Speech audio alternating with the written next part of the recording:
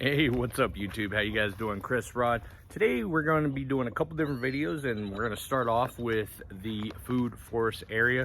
Let's just give you guys a quick rundown of how things are growing. And for you guys that are primarily here for the lawn care, stay tuned because we have the lawn care update in regards to the core aeration versus the liquid aeration here shortly. But today, right now, we're going to be starting off with the garden areas for my gardeners out there. As you guys can see, we've got different varieties of garlic just growing like crazy right now. All on the left hand side over here is a soft neck, and then we've got 4 different varieties of some hard neck. Everything's looking very healthy. They're bulbing. We keep those very well watered. And let's check out our pepper bed. As you guys can see here, let me zoom in. Everything's transplanted. We actually already had one Jimmy Nortello. Oh, banana pepper. I'm sorry, that already bloomed. Those first few banana peppers we like to just pull off. Good Lord, Anaheim chili peppers. We got Jimmy Nortellos. We got jalapenos. We got some bell peppers. And we got our 2 watermelon plants. Of course, some marigolds. We only went with 1 eggplant this year. Last year we grew three eggplants, and we just had way too many eggplants for us. Got our cucumbers. They're doing good. And then check this one out. This is a new one for me, but we've got a black diamond watermelon. This thing's transplanted recently. I bought this at one of our local nurseries. We're gonna see how that one does. Let's move on over here. Just more updates. We got some more cucumbers. They're doing their thing.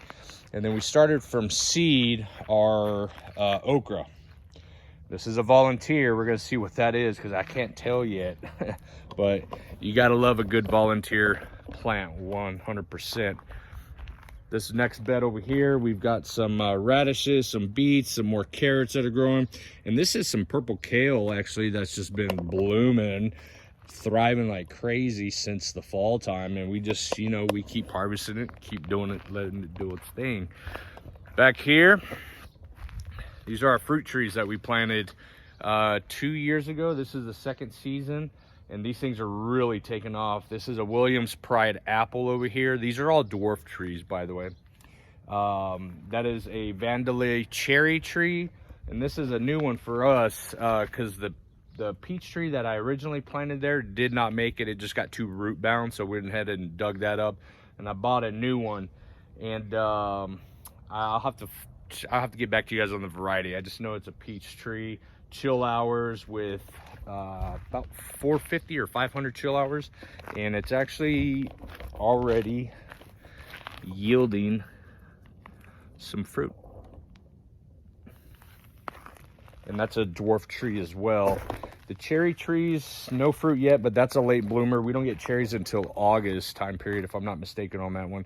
The Williams Pride apple, we do have a couple blooms in here somewhere. Here we go.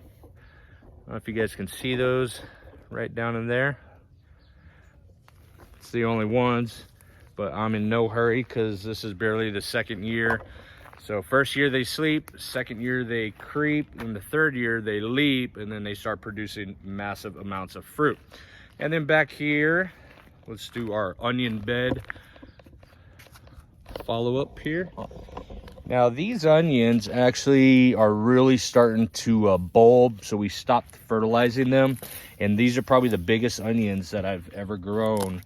And what happened, I'll tell you a little story about these, is I actually bought these.